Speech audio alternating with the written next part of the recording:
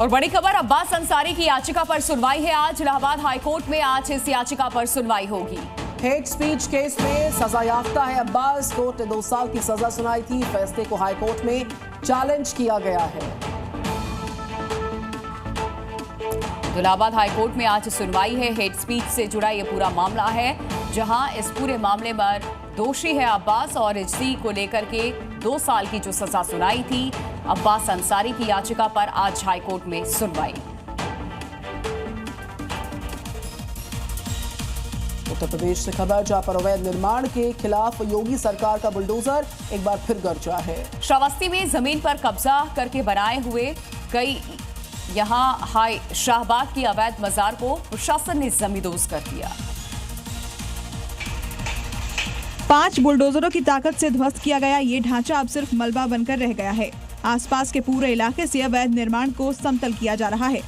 दावा है खाली जमीन पर बिना किसी अनुमति के मजार का निर्माण किया गया था। जैसे ही जांच में ये बात सामने आई, प्रशासन ने बिना देर की एक्शन लिया और बुलडोजर से उसे जमींदोज कर दिया। मौके पर भारी पुलिस बल की तैनाती की गई थी। प्रशासन ने पहले अवैध निर्माण को हटाने का नोटिस भेजा था, लेकिन जब जवाब नहीं मिला तो एक साथ कई बुलडोजर भेज दिए। श्रावस्ती की कार्रवाई साफ संकेत है कि अवैध कब्जा किसी भी कीमत पर बर्दाश्त नहीं किया जाएगा। ऑपरेशन सिंदूर पर राज्यसभा में आज भी चर्चा। आज दोपहर 1 बजे से चर्चा की शुरुआत होगी। दोपहर 1 बजे विदेश मंत्री एस जयशंकर आज चर्चा को संबोधित कर सकते हैं। 3 बजे जेपी नड्डा चर्चा में शामिल होंगे।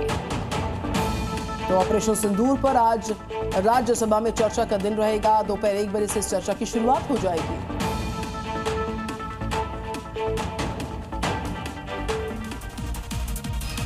मध्य प्रदेश विधानसभा में कांग्रेस का अनोखा सा प्रदर्शन नजर आया है। दरअसल बीजेपी सरकार को जगाने के लिए विधानसभा में विपक्ष के विधायक भैंस बनकर पहुंचे और उनके साथ ही विधायकों ने भैंस बने विधायकों के आगे बीन बजाई। तो सुना आपने, कांग्रेस के विधायक कैसे विधानसभा में बीन बजा रहे हैं। ये कांग्रेस का अनोखा प्रदर्शन मोहन सरकार के खिलाफ है, जिसमें 2 विधायक भैंस बनकर पहुंचे हैं और बाकी विधायक उनके सामने बीन बजा रहे हैं।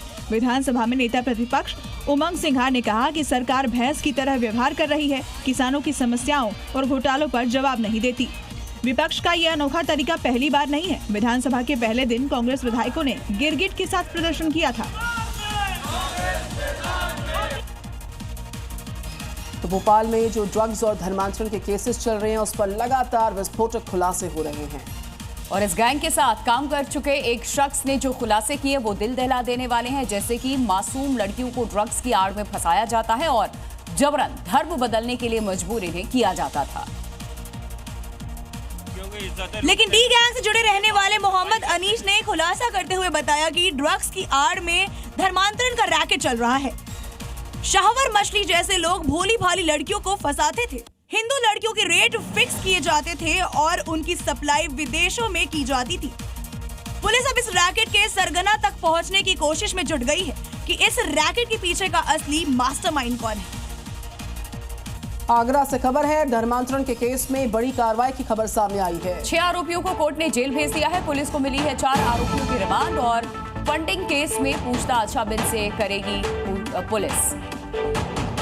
फंडिंग केस में इन 6 आरोपियों, इस बीच कुछ आरोपियों से पूछताछ होगी। पुलिस को 4 दिन की यहाँ पर 4 आरोपियों की रिमांड मिल चुकी है।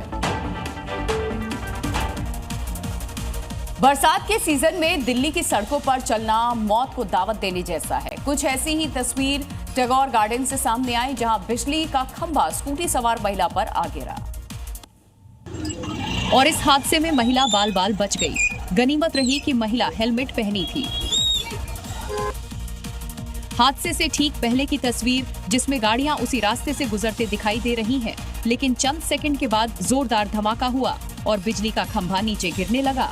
ठीक उसी वक्त वहां से एक स्कूटी सवार महिला गुजर रही थी, जो इस खंभे की चपेट में आ गई। हादसा कितना खौफनाक है उसे समझना मुश्किल नहीं। खंभे के गिरने से महिला उसी के नीचे दब गई, जिसे सुरक्षित निकालने के लिए फौरन आसपास के लोग पहुंच गए।